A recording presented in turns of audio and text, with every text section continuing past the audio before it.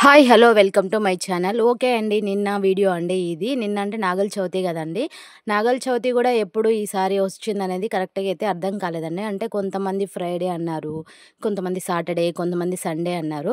కానీ మేము అయితే క్యాలెండర్ ప్రకారము అంతే కాకుండా భక్తి ఛానల్ ప్రకారం అయితే మేము సాటర్డే అయితే నాగుల చవితి అనేది ఈ విధంగా అయితే సెలబ్రేట్ చేసుకున్నామండి. చాలా చేసుకున్నాం నాగుల చవితి. నేనైతే నాగుల చవితి అంటే కొంచెం స్పెషల్‌గానే చేసుకుంటానండి. నాకు చాలా ఇష్టం నాగుల చవితి అంటే.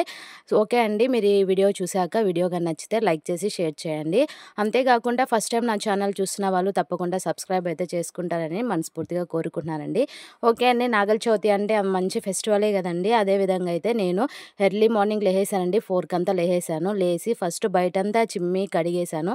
ఎందుకంటే ముందు రోజు వరకు బాగా వర్షాలు పడింది గదా! బాగా మట్టి, చెత్త అంతా అయిపోయేలోపు 4 లేసేసి బయటంతా నీట్‌గా చిమ్మేసి నీళ్ళు జల్లేసి ముగ్గయితే మంచిగా పెట్టేసానండి. ఆ తర్వాత లోపలికొచ్చి ఫ్రెష్ అయిపోయి, ఇంకా ఇంట్లో చిమ్మేసి, మాప్ బెట్టేసుకొని, ఇంకా దేవుడి దగ్గరైతే అలంకరించుకున్నానండి.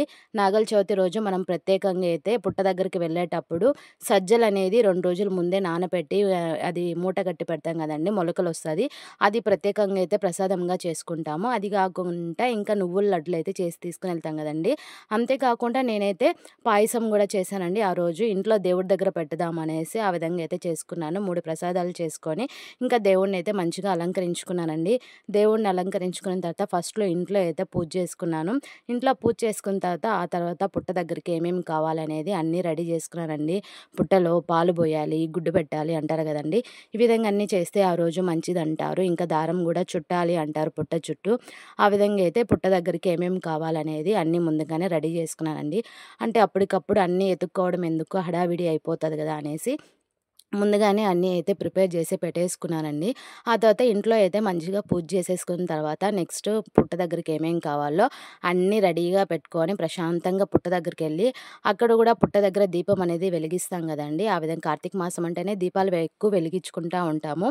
ఆ విధంగా అయితే నేను పుట్ట దగ్గర గూడా దీపాలు వెలిగించుకోవడానికి అన్నీ రెడీ చేసి తీసుకొనెళ్ళానండి. పుట్ట దగ్గర దీపాలన్నీ వెలిగించుకొని దేవుడికి ప్రసాదం పెట్టేసి, ఇంకా పుట్టలో అయితే పాలు పోసేసి, ఇంకా గుడ్డు ప్రసాదంగా పెట్టేసి, ఇంకా దారం అయితే చుట్టేసామండి. దారం చుట్టేసి ఇంకా మంచిగా అయితే మొక్కుకొని వచ్చేసామండి. ఇంకా అక్కడితో అయిపోయింది. ఇంకా ఈవినింగ్ అయితే మేము దీపావళికే కాదండి, నాగుల చవితి రోజు గూడా ప్రతిసారి క్రాకర్స్ అయితే పేలుస్తామండి. ఆ విధంగా ఈసారైతే ఆకాశ దీపం అంటారు గదండీ! స్కై ల్యాంతరు అది గూడా వదిలాము. చాలా బాగా ఎళ్ళిందండి. ఫస్ట్ టైమ్ మేము ఈ విధంగా చేయడము. చాలా బాగా అనిపించింది అదైతే. ఈ క్రాకర్స్ అంటారా ప్రతి ఇయర్ అయితే మేము దీపావళి నాగుల చవితి రోజు ఈవినింగ్ ఈ విధంగా అయితే పేల్చుకుంటామండి. మంచిగా క్రాకర్స్ గూడా పేల్చుకున్నాము ఆ రోజు ఈవినింగు. చాలా బాగా అనిపించిందండి. చూసారు గదా! మేమైతే నాగుల చవితి అనేది ఈసారి ఈ విధంగా సెలబ్రేట్ చేసుకున్నాము. మీరెలా సెలబ్రేట్ చేసుకున్నారో తప్పకుండా కామెంట్ రూపంలో అయితే నాకు తెలియజేయండి. అదేవిధంగా ఈ వీడియో గాని నచ్చితే మర్చిపోకుండా లైక్ చేసి షేర్ చేయండి.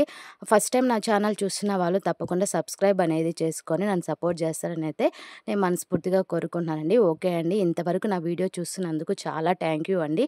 నన్ను చాలా సపోర్ట్ అయితే చేస్తున్నారు. ఓకే అండి. Thank you. బాయ్.